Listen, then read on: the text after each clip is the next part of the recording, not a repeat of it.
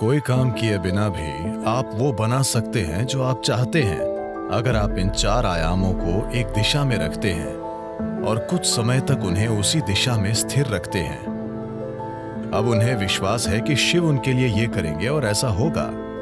तो क्या शिव खुद आकर आपका घर बनाएंगे? नहीं। मैं चाहता हूं कि आप समझें, ईश्वर आपके लिए छोटी उंगली भी नहीं उठाएंगे। इस धरती पर अब तक जो नहीं हुआ वो कल हो सकता है। इंसान इसे कल एक सच्चाई बना सकते हैं।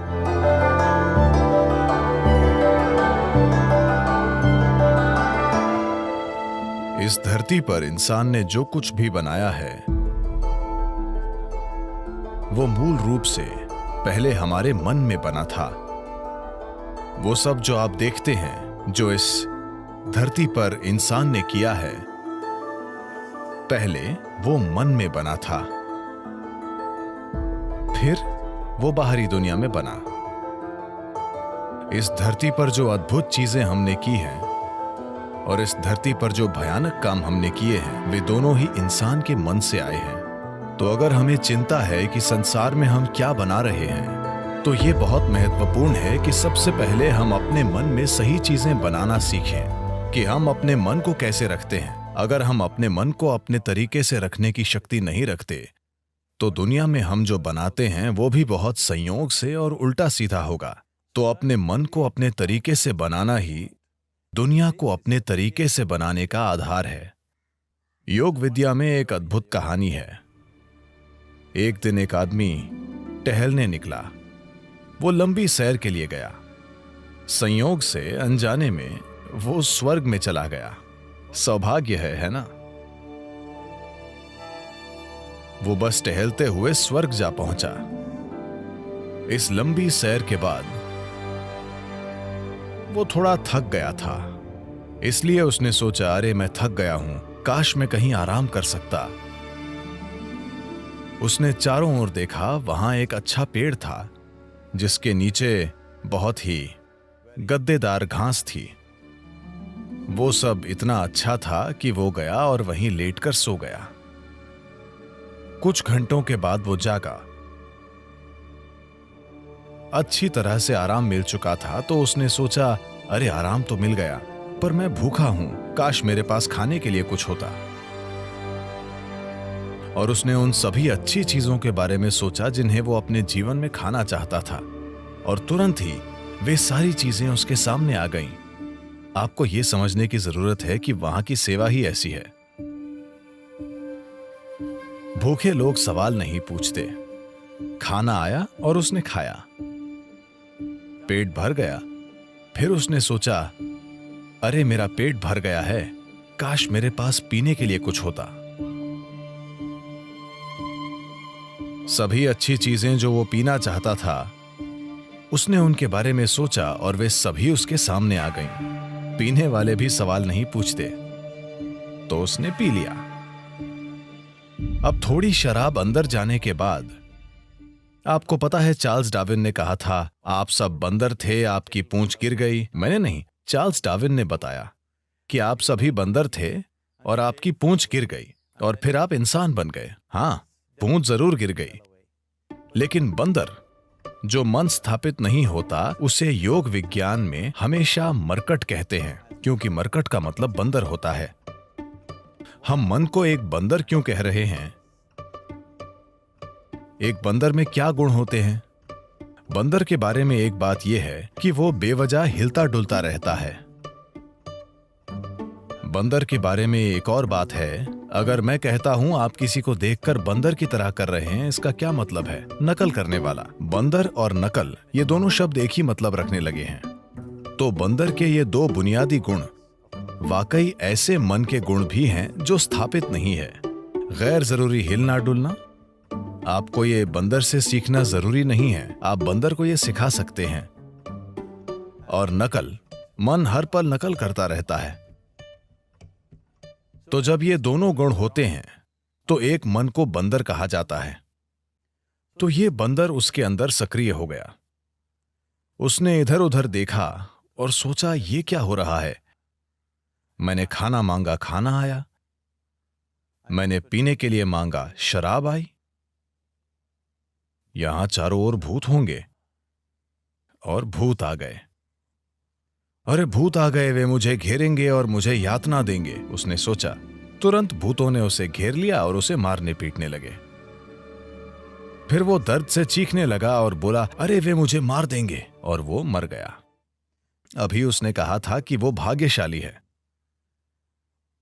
समस्या ये है कि वो कल्प वृक्ष के नीचे बैठा था। उसने खाना मांगा, खाना आ गया। उसने पीने के लिए कहा, शराब आई। उसने भूतों की बात की, भूत आए। उसने पिटाई मांगी, पिटाई मिली। और उसने मौत मांगी, वो मर गया। अब जंगल में इन कल्प वृक्षों की तलाश में मत जाना। इन दिनों मुश्किल से एक पेड़ दिखता है। एक अच्छे से स्थापित मन, एक मन जो संयुक्ति की स्थिति में होता है, उसे कल्प वृक्ष कहते हैं।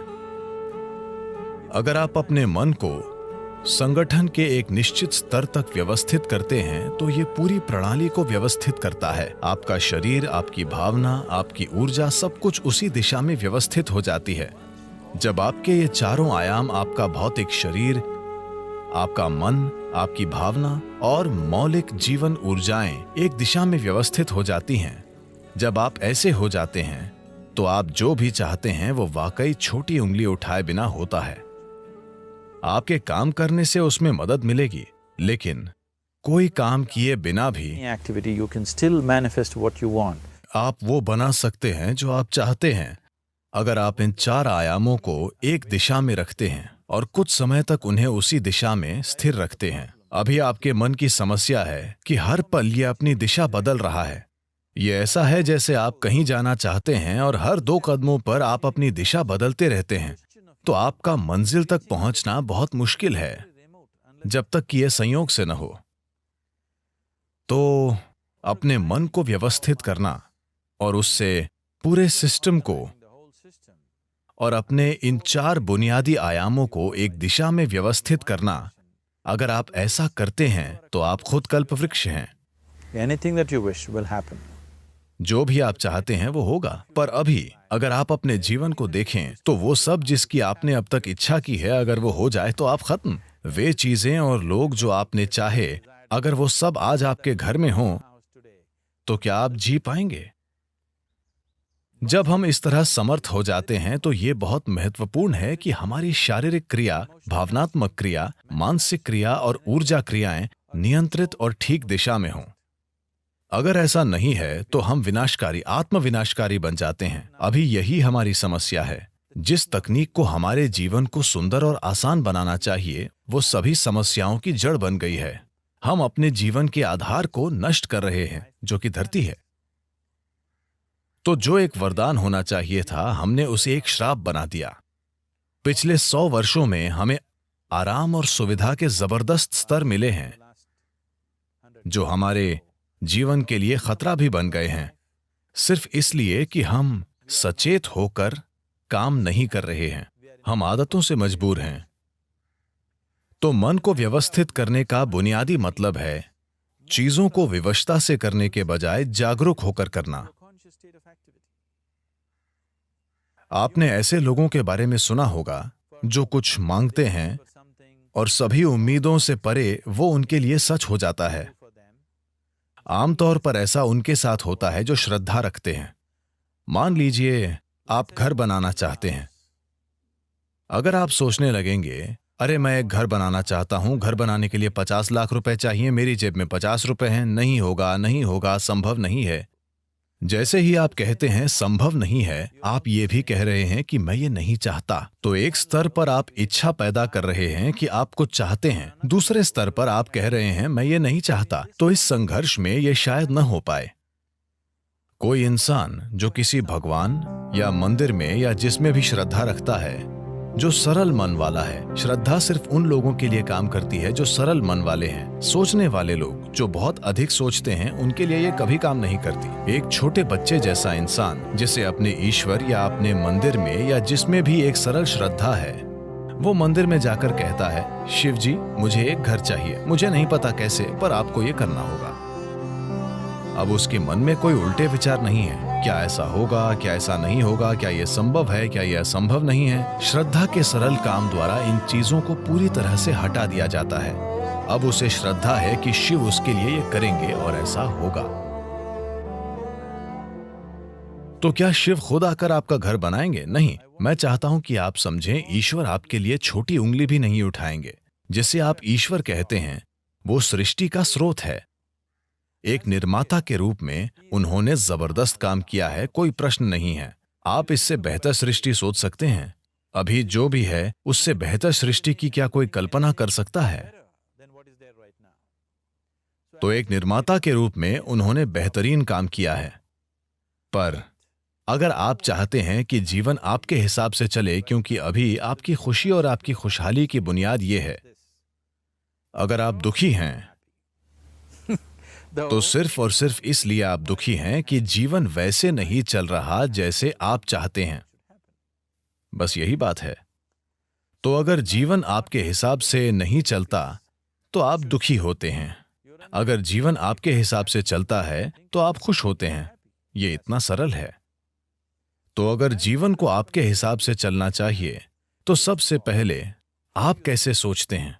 आपकी सोच में कितना फोकस है, आपके विचार में कितनी स्थिरता है और विचार प्रक्रिया में कितनी ऊर्जा है, इससे तय होगा कि क्या आपका विचार एक सच्चाई बनेगा या सिर्फ एक विचार रहेगा। ये इससे भी तय होगा कि आप उल्टे विचार बनाकर उस विचार के लिए रुकावट नहीं पैदा करते। Is something possible or not possible? Is destroying humanity. क्या ये हो सकता है या नहीं, ये मानवता को नष्ट कर रहा है। क्या संभव है और क्या असंभव, ये देखना आपका नहीं, प्रकृति का काम है। आपका काम है मनचाही चीज पाने के लिए मेहनत करना। अभी आप यहां बैठे हैं। अगर मैं आपसे दो सरल प्रश्न पूछूं, मैं चाहता हूं कि आप बस सुने और उत्तर दें। आप जहां बैठे हैं क्या वहां से उड़ सकते हैं? आप कहेंगे नहीं। क्या आप यहां से उठकर चल सकते हैं? आप कहेंगे हां। इसका आधार क्या है कि आप उड़ने के लिए नहीं और चलने के लिए हां कहते हैं? आधार है जीवन का अनुभव। कई बार आप उठकर चले हैं, कभी उड़ान नहीं भरी। या दूसरे शब्दों में, आप जीवन के पिछले अनुभव को आधार बनाकर यह तय कर रहे हैं कि कुछ संभव है या नहीं। या दूसरे शब्दों में, आपने तय किया है कि अब तक जो नहीं हुआ वो भविष्य में आपके जीवन में नहीं हो सकता है। ये मानवता और मानवीय भावना का अपमान है। इस धरती पर जो अब तक नहीं हुआ वो कल हो सकता है। इंसान इसे कल एक सच्चाई बना सकते हैं। तो क्या संभव है और क्या असंभव, ये देखना आपका काम नहीं है। ये प्रकृति का काम है। प्रकृति तय करेगी। आप बस देखिए कि आप वाकई क्या चाहते हैं और उसके लिए मेहनत कीजिए। और अगर आपका विचार एक शक्तिशाली तरीके से तैयार होता है, बिना किसी उल्टे विचारों के, कोई ऐसे उल्टे विचार न हो जिनसे विचार प्रक्रिया की तीव्रता कम हो जाए। सबसे पहली और महत्वपूर्ण बात यह है कि आपको स्पष्ट पता होना चाहिए कि आप वाकई क्या चाहते हैं। अगर आप नहीं जानते कि आप क्या चाहते हैं तो उसे बनाने का सवाल ही नहीं उठता। अगर आप ये देखें कि आप वाकई क्या चाहते हैं तो हर इंसान यही चाहता है। वो खुशी से जीना चाहता है, वो शांति से जीना चाहता है। In terms of its relationships, वो चाहता है कि उसके रिश्ते प्यार भरे हों। या दूसरे शब्दों में कहें तो कोई भी इंसान यही चाहता है कि वो अपने भीतर सुखी हो और उसके चारों ओर सुख हो। ये सुख अगर हमारे शरीर में होता है तो हम इसे सेहत या सुख कहते हैं। अगर ये हमारे मन में होता है तो हम इसे शांति और खुशी कहते हैं। अगर ये हमारी भावना में होता है तो हम प्यार और करुणा कहते हैं। अगर ये हमारी ऊर्जा में होता है तो हम इसे आनंद और परमानंद कहते हैं। यही एक इंसान की तलाश है। चाहे वो काम करने अपने ऑफिस जा रहा है, वो पैसा कमाना चाहता है, करियर बनाना चाहता है, परिवार बनाए, वो बार में बैठे या मंदिर में बैठे, वो तब भी उसी चीज की तलाश में है। भीतर सुख, चारों ओर सुख।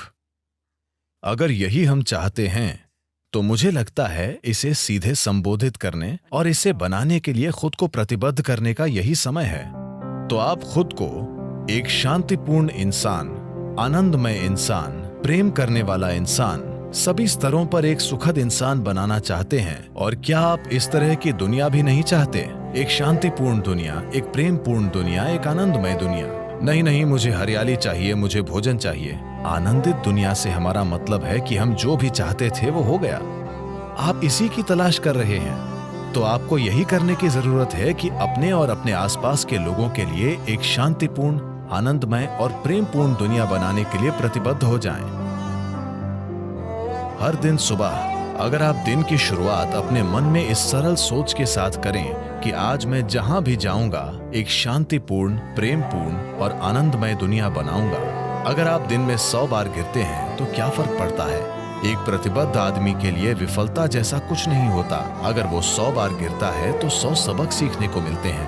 अगर आप खुद को कुछ वाकई अच्छा बनाने के लिए प्रतिबद्ध करते हैं तो आपका मन व्यवस्थित हो जाता है। जब आपका मन व्यवस्थित हो जाता है तो आपकी भावना व्यवस्थित हो जाएगी। भावना का संबंध विचार से है। जब आपका विचार और भावना संगठित हो जाती हैं तो आपकी ऊर्जाएं उसी दिशा में व्यवस्थित हो जाएंगी। जब आपके विचार, भावना और ऊर्जा व्यवस्थित हो जाएंगे तो आपका शरीर व्यवस्थित हो जाएगा। जब ये चारों एक दिशा में व्यवस्थित हो जाते हैं तो आप में मनचाही चीज बनाने और प्रकट करने की जबरदस्त क्षमता होगी।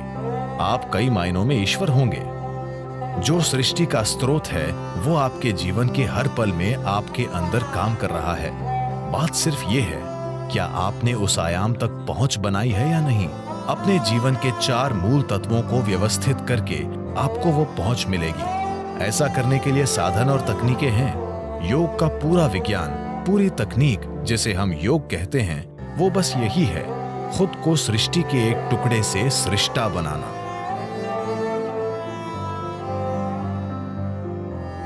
ये मेरी इच्छा और मेरा आशीर्वाद है कि दुनिया में हर इंसान को अपने भीतर सृजन के स्रोत तक पहुंचो, ताकि वो रचनाकार की तरह यहां काम कर सके, न कि सिर्फ एक रचना के रूप में।